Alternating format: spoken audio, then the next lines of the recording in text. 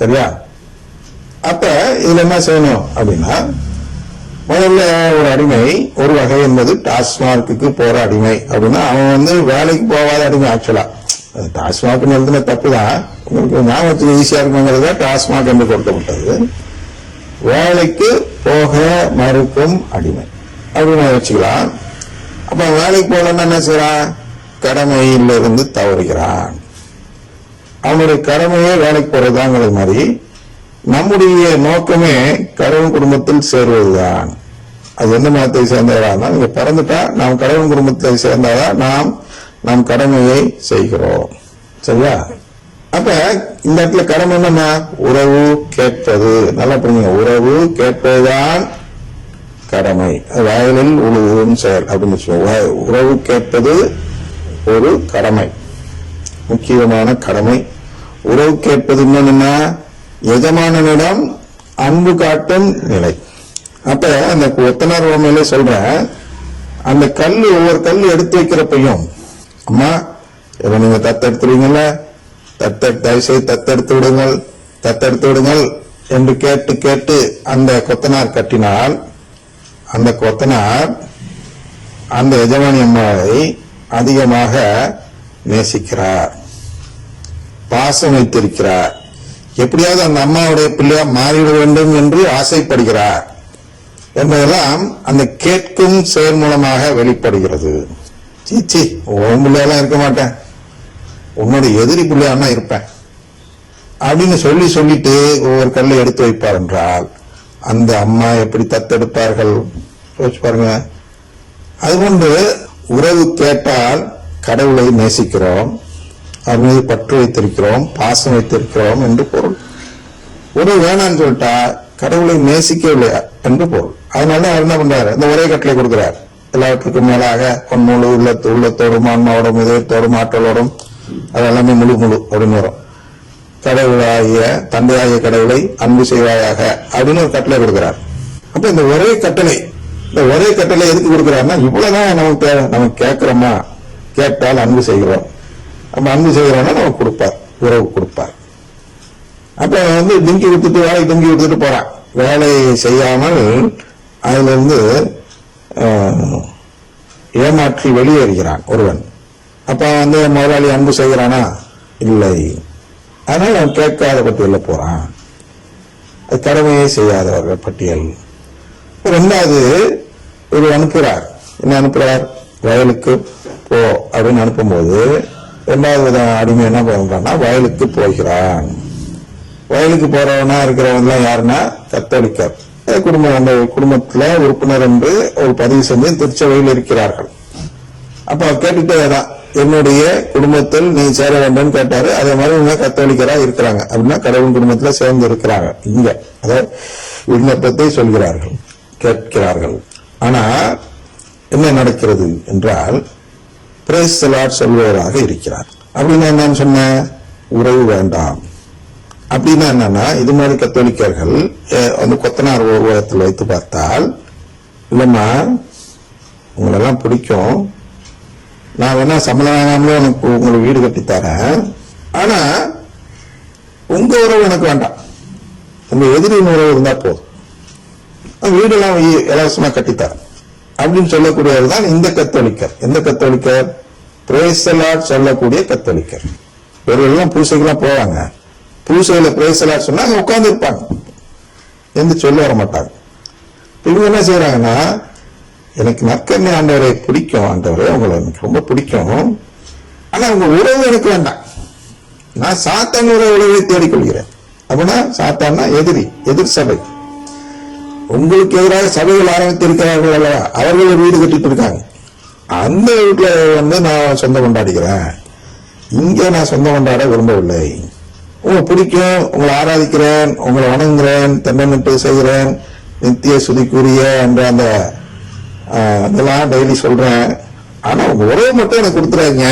நான் உங்களுடைய எதிரிகிட்ட நான் ஏற்கனவே சொல்லி வச்சிருக்கிறேன், உறவுக்கு நான் எதிரியுடைய ஆள், அதன் அடையாளமாக ஆவே மரியா சொல்லாமல் என்ன சொல்கிறேன், பிரைஸ் தி லார்ட் சொல்லுகிறேன், ஞாபகம் வச்சுங்க, எனக்கு உறவு கொடுத்துறாங்க அப்படின்னு சொல்லக்கூடிய கத்தோலிக்கர்கள். சரியா? அவங்க என்ன பண்ணுவாரு, வேணா இலவசமா வீடு கட்டி கொடுத்ததுக்காக தண்டிக்காமல் விடலாம், அதான் தண்டனை இல்லை. ஆனா அதே நேரத்துல உறவும் இல்லை. அப்ப என்ன நிலை? மண்ணிலிருந்து வந்தாய் மண்ணுக்கே திரும்புவாய் அப்படின்னா என்ன? ஒரு கொத்தனார் உருவத்துல, எப்ப நீ எனக்கு வேலை செய்ய வேண்டாம், நான் உனக்கு உறவு கொடுக்கல, நீங்க வர வேண்டாம், நீ எங்க இருந்திருந்தாலும் அங்கே போய் என்னுடைய ஆளா இருந்து நீ கட்டி கொடுக்க வேண்டாம் அப்படின்னு இறுதியில ஒரு முடிவு எடுப்பார் அல்லவா? அதுதான் இந்த நிலை. இரண்டாவது. மூன்றாவது யாரென்றால், எதிரியுடைய வயல்ல போய் உழுது கொடுக்குறான் ஒரு அடிமை. அப்ப அவன் என்ன செய்யறான்? அவனும் தன் எஜமானனுக்கு துரோகம் செய்கிறான். அந்த துரோகம் செய்கிறவனை தன்னுடைய பிள்ளையா தத்தெடுப்பாரா? தத்தெடுக்க மாட்டார். ஆனால் இங்கே எஜமானன் தத்தெடுக்க சோதிப்பதற்காக தான் இந்த 5 நபர்களை அனுப்புகிறார். அந்த இடத்தை புரிஞ்சுக்கணும். 5 விதமாக செயல்படக்கூடியவர்களை சோதித்து பார்க்கும் பொழுது இந்த நபர்களும் என்ன செய்கிறார்கள் என்றால், இந்த மூன்றாவது எதிரி வயல்ல விழுகிறவங்க, எதிரிக்கு போய் உதவி செய்யறவன், அவன் துரோகம் செய்கிறான். அது யாரு? அதான் மற்ற கிறிஸ்தவர்கள், கத்தோலிக்கர் அல்லாத மற்ற கிறிஸ்தவர்கள். அவங்க பிரேசலாட் சொல்றவங்க கிறிஸ்தவர்கள். கிறிஸ்துவ மற்ற மதத்துக்கு இவங்களுக்கு என்ன பிரச்சனைனா, கிறிஸ்துவ அல்லாத மற்ற மதம் சொல்றேன்னா இவங்களும் மற்ற மதம் தான், இவங்களும் அதே இதெல்லாம் கடமையை செய்யாதவர் தான். ஆனால் இவர்கள் கிறிஸ்துவின் பெயரில் கடமையை செய்பவர்கள் அல்ல. கிறிஸ்து அப்படிங்கிற எஜமானனுடைய பெயரில் ஒரு எதிரி இருக்கிறான், அவன்தான் கிறிஸ்து என்று சொல்லி அங்கே போய் வயலை விழுகிறவர்கள். அவர்களும் துரோகம் செய்கிறார்கள். எஜமானன் அவங்களை தத்தெடுப்பாரா? எடுக்க மாட்டார். அடுத்தது என்ன? ஒரு அடிமை பார்க்கிறான், என்னடா அந்த ஆளோட பெரிய தொந்தரா இருக்கு, கொடுமைப்படுத்துறார், நம்ம அடிமையா வைத்திருக்கிறார், கொண்டு ஒழித்து விட வேண்டும். இந்த உருவத்தோட வரும்ல, அந்த உரிமையாளரை கொண்டு ஒழிக்க பார்த்தார்கள் என்று, திராட்சை தோட்ட உரிமையாளர். அப்ப அதுபோன்று ஒரு சிலர் கடவுளுக்கு எதிராக கடவுளையே தீர்த்து கட்ட, கடவுள்னா கடவுளுடைய திட்டத்தை, கடவுளை யாரும் கொலை செய்ய முடியாது, கடவுளுடைய திட்டத்தை கொலை செய்யலாம் யார் வேண்டாம்னாலும். அந்த கடவுளுடைய திட்டத்தை கொலை செய்வதுதான் சொந்த கருத்து சொல்பவர்கள். சிலர் பைபிளே படிக்க மாட்டாங்க, படிக்காம அவங்கதான் பைபிள் தான் இருக்குன்னு நினைச்சிட்டு பேசுவாங்க. அதான் சொந்த கருத்து. அப்ப சொந்த கருத்து இல்லாமல் பேசுவது எப்படி? அதுதான் சிசிசியை படித்து அதுல என்ன பொருள் சொல்லியிருக்கு இந்த வசனத்துக்குன்னு பார்த்து திருவிழத்தை வாசிக்கும் போது இதுக்கு சிசிசியில என்ன சொல்லியிருக்குன்னு பார்த்து அந்த பொருளை எடுக்க வேண்டும்.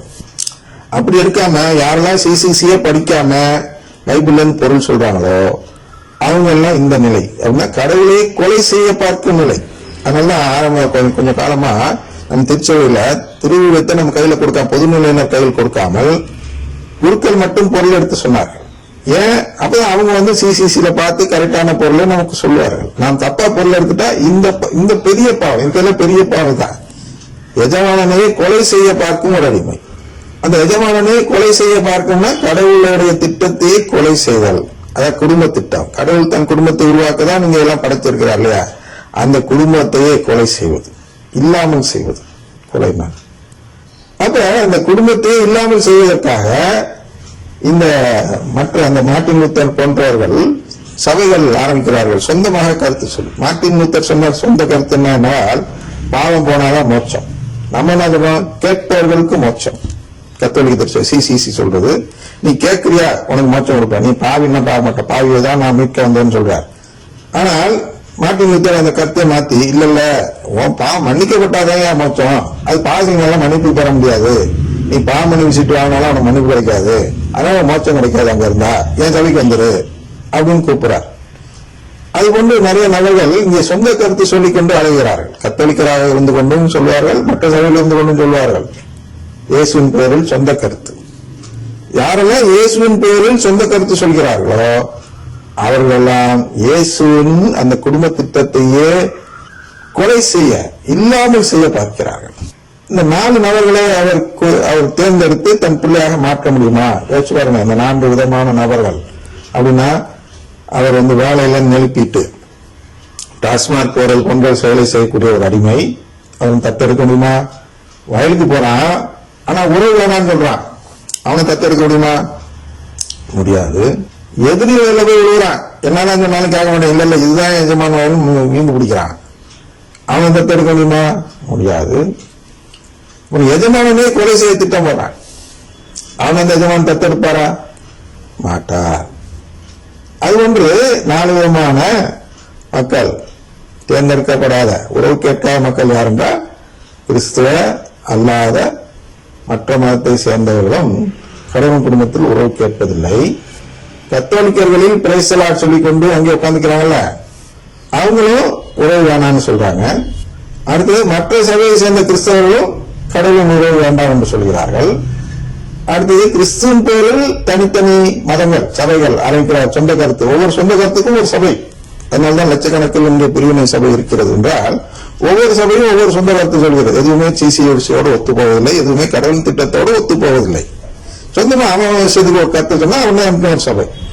இப்படி அதுல ஒவ்வொரு சபையிலும் என்ன சொல்றான், கடவுள் இல்லம் வேற சொல்லுகிறான், நற்பெருமை நம்பாதவனாக இருக்கிறான், திருச்சபை என்ற அந்த கடவுளின் குடும்பத்தை ஏற்றுக்கொள்ளாதவனாகவும் இருப்பதால் அவனும் உறவு கேட்காதவனாக இருக்கிறான். ஆனால் இந்த 4 விதமான நபர்களுக்கும் மீட்பு கிடைக்காது. அப்ப யாருக்கு கிடைக்கும் என்றால்